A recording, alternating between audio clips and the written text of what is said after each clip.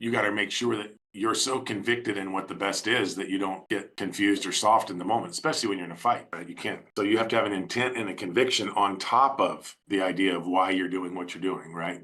You're going to be a champion. You're going to represent God. You're representing love. And sometimes love utterly destroys its enemy, Mm. right? Our little ideas about what's nice and, is not like, you may not like it, but God exterminated his enemies when he had to, because he was going to bring forth something great. He was trying to preserve a people. He's trying to preserve purity and holiness. Holiness is a freaking, doesn't mess around, dude. It doesn't mess around. It stays holy for the sake of others.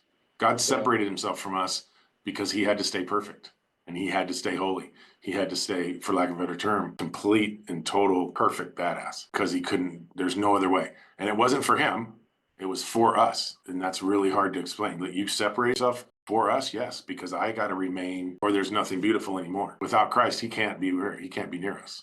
Yeah. And not because he can't stand the sight of us, but because if you have something beautiful, you have to preserve it for your children. Like you would never Right.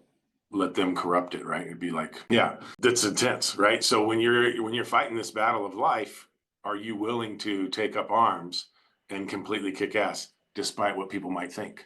Because they could look at you. Two people can be doing the exact same action. They can be judged on all sides of the thing, but the only person that knows is that person and God, what their intention is. And we want to judge ourselves based on our intention. We want to judge others, we want to, not on their intentions, but on their actions. So are you allowing people to judge you based on your actions, or are you willing to get with God on your intentions and be like, okay, this is who I am, and it doesn't matter what people think, because they're not going to understand anyway.